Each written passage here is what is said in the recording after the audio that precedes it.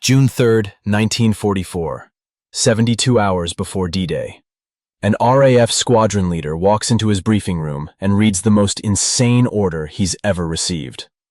Paint every single aircraft in the squadron with alternating black and white stripes. Immediately. His pilots think he's joking. His ground crews think he's lost his mind. The stripes will make their planes more visible to the enemy. They'll be sitting ducks for German fighters. But across England, 11,590 aircraft are about to be painted with these zebra stripes in the next 3 days. Ground crews work through the night. Paint supplies across Britain are requisitioned, hardware stores emptied, and every single pilot believes this stupid idea will get them killed. 1 year earlier, Sicily, July 11th, 1943. The worst friendly fire disaster in American military history. 318 soldiers killed by their own troops. 23 transport planes shot down by Allied gunners. General Patton standing on a beach, watching American planes explode in the sky, crying, repeating over and over, "Oh my God, oh my God." D-Day is about to involve 10 times more aircraft than Sicily. If they can't solve the friendly fire problem, thousands will die before they ever see a German. Then one British air marshal has a crazy idea. Don't make planes harder to see. Make them easier to see. Paint them with black and white stripes that no one can possibly miss. The invasion stripes reduced friendly fire casualties by 40%. Saved an estimated 2,000 Allied lives in the first 72 hours of the Normandy invasion. And it all came down to paint. Just black and white paint. This is the story of how making yourself more visible saved thousands of lives. July 11th, 1943. Operation Husky, the Allied invasion of Sicily. 144 C-47 transport planes carrying 2,000 paratroopers of the 504th Parachute Infantry Regiment take off from Tunisia at 10:30 p.m. Their mission: fly over Allied-controlled waters, drop paratroopers on an airfield already captured by American forces. A milk run. Easy mission. Low risk. The paratroopers are relaxed. Some are joking. Some are sleeping. They've already survived one combat jump the night before. This is just reinforcement. The hard part's over. The day before, July 10th, German Luftwaffe dive bombers attacked the Allied invasion fleet all day long. Stukas screaming down, dropping bombs on ships. Navy gunners firing constantly. Anti-aircraft crews exhausted, nerves shredded, fingers on triggers. By nightfall, every gunner in the fleet is on edge, terrified, expecting another attack. The C-47 formations approach Sicily at 10:40 p.m., flying low and slow, 150 miles per hour at 1,500 feet altitude. The lead formations reach the drop zone safely. Paratroopers jump. Mission going perfectly. Then the third wave appears over the beach at Gala. One nervous gunner on the beach sees silhouettes overhead. Thinks, German bombers. Opens fire. Within seconds, every gun on the beach erupts. Then the ships join in. Then every anti-aircraft position for miles. The sky fills with tracers, all aimed at American planes. C-47s explode in midair, wings shearing off, fuselages breaking apart, burning aircraft spiraling into the Mediterranean. Inside the planes, paratroopers scramble for the doors, trying to jump, trying to escape. Some make it out, only to dangle from parachutes while their own troops shoot them from below. Pilots desperately trying evasive maneuvers. But C-47s are transport planes. Big, slow, defenseless. No armor, no weapons, just thin aluminum skin. One C-47 gets hit by over 1,000 rounds. Somehow stays airborne. Limps back to Tunisia with blood pooling on the floor and half the crew wounded. Another ditches in the ocean. Survivors swim ashore. To the same American troops who just shot them down. The massacre lasts 20 minutes.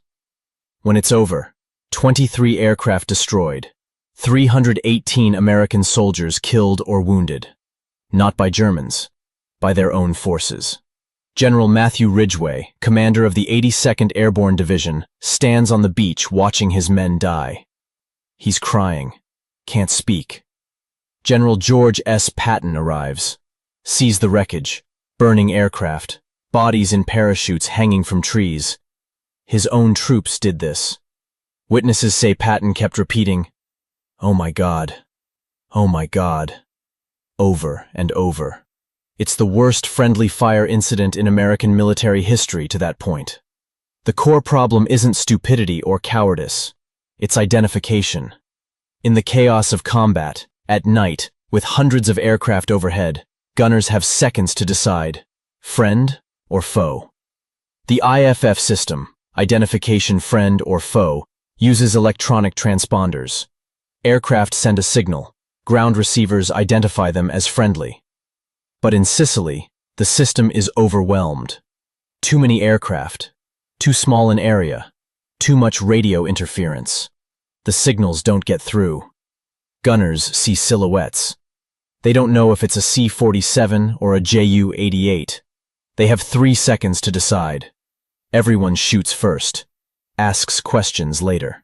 And 318 Americans die because their friends can't tell who they are. The Allied High Command is horrified. Eisenhower orders a full investigation. Courts-martial are considered. But the investigators conclude, nobody did anything wrong. The gunners followed their training. They saw aircraft. They engaged. In their position, anyone would have done the same. The system failed, not the men. But now it's late 1943. D-Day is being planned for spring 1944. And D-Day will involve 11,590 aircraft, 10 times more than Sicily. If Sicily killed 318 with 144 planes, what will D-Day kill with 11,590? The math is terrifying. Potentially 3,000 casualties from friendly fire alone.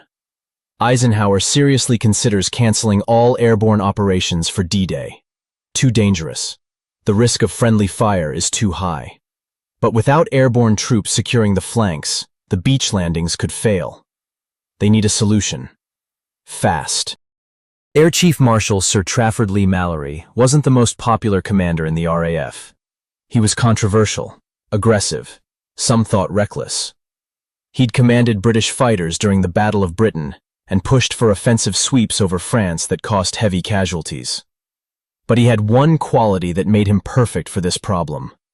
He was obsessed with preventing friendly fire. His older brother, also an RAF officer, had been killed by friendly fire in World War I, shot down by British anti-aircraft guns that mistook his plane for German. Leigh-Mallory had spent 20 years thinking about that. How do you prevent friends from killing friends?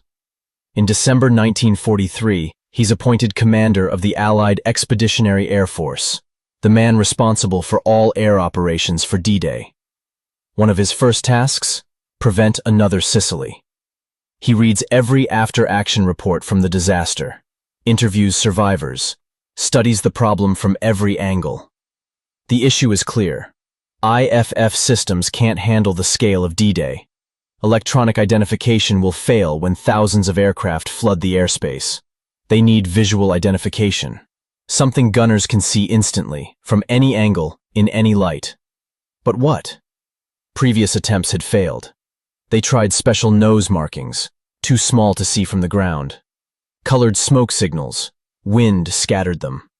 Radio codes, Germans could intercept. Flares, made planes better targets for the enemy. Nothing worked. Then, in late December 1943, Leigh-Mallory is reading research about animal camouflage. There's a section about zebras. Zebra stripes make them instantly recognizable, even at a distance, even in motion, even in confusing environments like tall grass. The pattern is so distinctive that predators and other zebras can identify them immediately. Leigh-Mallory gets an idea. What if aircraft had stripes? Not camouflage, the opposite. Make them so distinctive that nobody could possibly miss them. Paint every Allied aircraft with bold black and white stripes. Tell every gunner in the Allied forces, if it has stripes, don't shoot. If it doesn't have stripes, shoot it down. Simple, clear, unmistakable. He presents the idea to the combined chiefs of staff in January 1944. The room goes silent. Then the objections start. RAF commanders. You want to make our planes more visible? That's suicide. German fighters will see them from miles away. US AAF generals. What if the Germans copy it? They'll paint their planes with stripes and confuse everyone. Royal Navy. It's a waste of paint and time. The IFF system works fine. Intelligence officers. It's a security risk. If we start painting planes with stripes, the Germans will know an invasion is coming. Leigh-Mallory listens to all of them. Then he says, in Sicily, our own men killed 318 soldiers. They weren't stupid. They weren't careless. They were terrified and couldn't identify friend from foe in the chaos of battle. These stripes don't need to be secret. They need to be obvious. The order to every gunner will be simple. If you see stripes, don't shoot. If you don't see stripes, shoot it down. It's simple. It's clear. It's unmistakable. The debate rages for months. January, February, March, April. Leigh-Mallory keeps pushing, keeps arguing, keeps pointing to Sicily. Finally, in early May 1944, less than 5 weeks before D-Day, a small test is approved. May 1st, 1944. A handful of aircraft are painted with black and white stripes.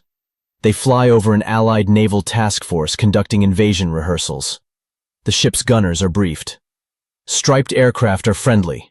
Do not fire. The striped aircraft fly low over the fleet. Multiple passes, different angles, different lighting conditions. The gunners identify them instantly. Every single time. No hesitation. No confusion. The test proves it works. May 17th, 1944. Less than 3 weeks before D-Day. Leigh-Mallory gets final approval. All tactical aircraft participating in the invasion will be painted with invasion stripes. The specifications: 3 white stripes alternating with 2 black stripes. 18 inches wide on single-engine fighters. 24 inches wide on twin-engine aircraft. Around the fuselage and both wings. But there's one massive problem. Security.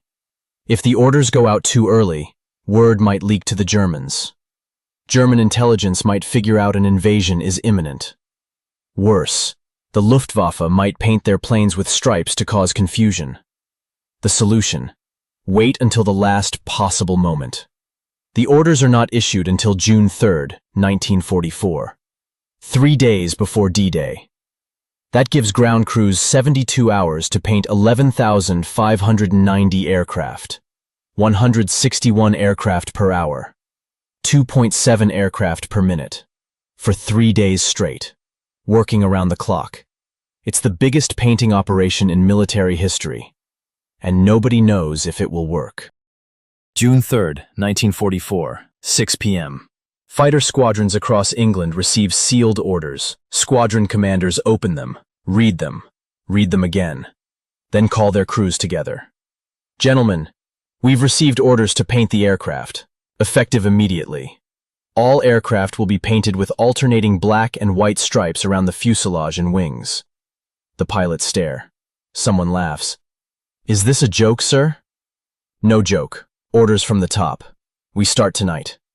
The ground crews are mobilized. Every mechanic, every armorer, every clerk, every cook. Anyone who can hold a brush. But there's a problem. Britain doesn't have enough black and white paint. Emergency orders go out. The military requisitions every can of black and white paint in southern England. Hardware stores are emptied. Paint factories work overtime. Trucks rush supplies to airfields. No stencils are provided. No measuring tapes. No precision tools. The orders are simple. Paint stripes. Make them big. Make them obvious. Speed matters more than perfection. The 361st Fighter Group, P-51 Mustangs, gets started first. June 3rd, 9 p.m. The crew chief looks at his aircraft and shakes his head. This is going to get my boys killed. The the squadron commander. Just paint the damn plane. They start with rags soaked in paint, slapping it on the fuselage. The first aircraft takes 4 hours. The crew is learning as they go. By midnight, they've developed a system. Use brooms for large surfaces, mops for the wings, rollers for speed, whatever works. The stripes are crude, uneven, some neat, some sloppy, but they're visible. That's all that matters. Across England, hundreds of airfields light up with work lights, ground crews painting through the night. June 4th, dawn. Fighter groups are mostly done. Now the bombers start. B-26 Marauders, A-20 Havocs, A-26 Invaders, medium and light bombers that will provide close air support for the invasion. More crews, more paint, more frantic work. Some aircraft are on missions when the orders arrive. They take off unpainted. When they return, ground crews are waiting with brushes. The planes are painted before the engines cool. June 4th, afternoon. The troop carriers start. 1,200 C-47 Dakotas and C-53 Sky Troopers, the same planes that were massacred over Sicily. The planes that will carry paratroopers into Normandy. This is the biggest job, the most aircraft, the least time. Ground crews work by floodlight through the night of June 4th, 5th. Some are still painting at dawn on June 5th. The quality varies wildly. Some aircraft have perfect professional paint jobs, neat stripes, clean edges. Others look like they were painted by drunk children. Wavy lines, uneven widths, drips everywhere. Photos from the time show the incredible variation. Some stripes are museum quality. Others are barely recognizable as stripes. But they're all visible. That's the point. The heavy bombers, B-17 Flying Fortresses and B-24 Liberators of the 8th Air Force, are exempted. They're too big to confuse with German bombers. They operate at night or high altitude. The risk of friendly fire is minimal. Lancaster heavy bombers of the RAF, also exempted. Only tactical aircraft, fighters, medium bombers, and transports operating at low altitude over the invasion area get the stripes. June 5th, morning. D-Day is supposed to be today, but the weather is terrible. Eisenhower postpones the invasion 24 hours. It gives the ground crews extra time. The last aircraft are finished June 5th evening. 11,590 aircraft, painted in 72 hours. Now comes the test. The pilots hate the stripes. Captain Clarence "Bud" Anderson, a P-51 ace with the 357th Fighter Group, walks out to his plane on the morning of June 6th. He stops, stares. I couldn't believe how big they were. The stripes were 18 inches wide, absolutely massive. My Mustang looked like a damn race car. Other pilots have the same reaction. We'll be sitting ducks. German fighters will see us from 10 miles away. This is suicide. Nobody believes the stripes will save them. Everyone thinks they'll die faster. But at 2 a.m. on June 6, 1944, the first C-47s take off, carrying paratroopers of the 82nd and 101st Airborne Divisions, flying toward Normandy, covered in black and white stripes. June 6, 1944, 2 a.m. The C-47 formations cross the English Channel. Below them, 5,000 Allied ships, the largest invasion fleet in history. Every ship bristles with anti-aircraft guns, every gunner on high alert, expecting German bombers. The same situation as Sicily, the same terrified gunners, the same potential for disaster. But this time, something is different. The C-47s fly overhead. Their white stripes reflect the moonlight.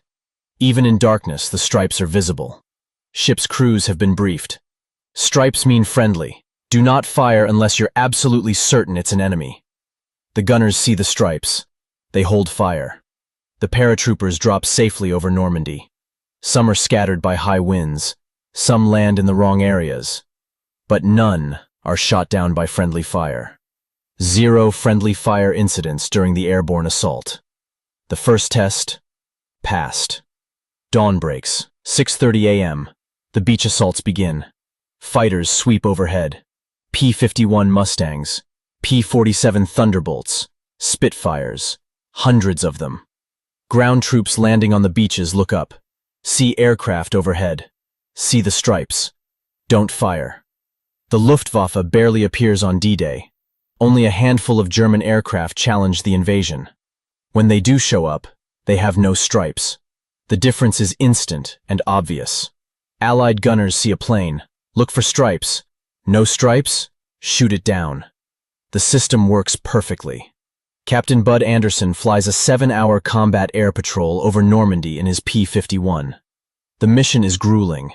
Heavy clouds, limited visibility. At one point, he's following his flight leader through clouds by watching the leader's exhaust flames. He can't see the aircraft itself, but he can see the white stripes glowing in the dim light.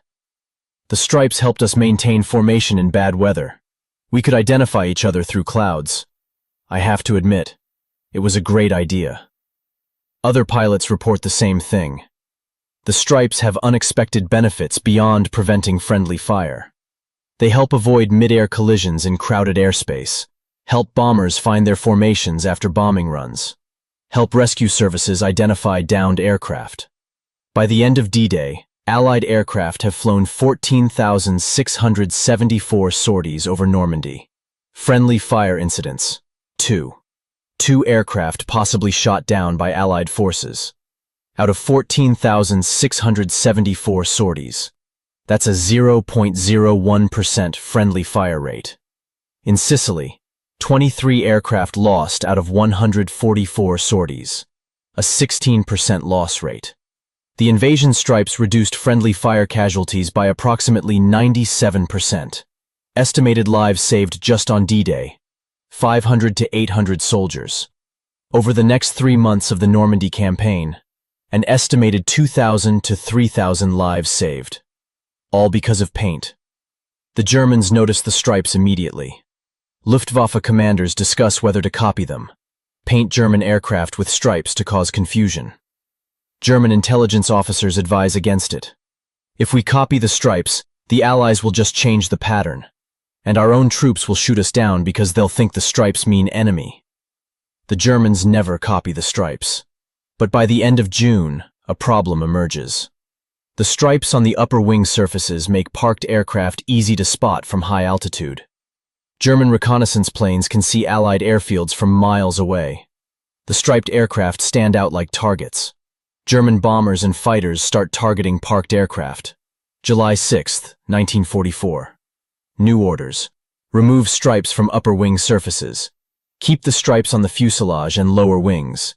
This maintains the air identification benefit while reducing ground visibility. Ground crews spend another week removing the upper stripes. Some units do it cleanly. Others just paint over them with camouflage. Some never bother. Photos from late summer 1944 show wild variations. Some aircraft with perfect half stripes, some with sloppy paintovers, some still with full stripes because the crew chief didn't want to remove them. September 1944. Operation Market Garden, the massive airborne assault into Holland. Some units repaint full stripes for the operation. Maximum visibility needed for the paratrooper drops. After Market Garden, they return to partial stripes. By December 1944, the Allies have achieved total air supremacy over Western Europe. The Luftwaffe is nearly non-existent. The risk of friendly fire has dropped to almost zero. December 6, 1944. Orders issued. Remove all invasion stripes by December 31st. Many squadrons comply immediately. Some keep the stripes as badges of honor. We were there on D-Day. By January 1945, most aircraft are back to standard camouflage. The invasion stripes have served their purpose. Leigh-Mallory's crazy idea had worked, saved thousands of lives. But Leigh-Mallory doesn't live to see the full vindication of his idea. November 14, 1944. He's flying to Southeast Asia to take command of Allied air forces there. His aircraft crashes in the French Alps. All aboard are killed. He was 52 years old. His legacy? black and white stripes that saved 2,000 Allied soldiers. The invasion stripes proved a fundamental principle. In the chaos of combat, visual identification beats electronic systems every time. Modern military forces learned the lesson. In the Korean War, F-84 Sabres painted stripes on their wings for identification during ground attack missions. In Vietnam, American aircraft used distinctive markings to prevent friendly fire from South Vietnamese forces. In the 1991 Gulf War, coalition vehicles painted orange panels on their roofs. IR strobes for night identification. Everything possible to prevent friendly fire. And yet, in Desert Storm, 24% of American casualties came from friendly fire. Despite GPS, despite advanced IFF systems, despite satellite communications. The chaos of battle still causes misidentification. The fog of war still kills. Visual identification remains critical, even today. Modern drones use distinctive paint schemes. Combat vehicles use standardized markings. Coalition forces coordinate visual identification systems before every operation. Because Leigh-Mallory was right. When systems are overwhelmed, when chaos reigns, when everyone's terrified and confused, simple visual identification saves lives. The counterintuitive lesson. Sometimes less camouflage means more safety. When you control the skies, being seen by your friends is more important than hiding from your enemies. The invasion stripes became an icon. Every photograph of D-Day aircraft shows those black and white stripes. They're inseparable from the image of the Normandy invasion. Museums restore aircraft with invasion stripes.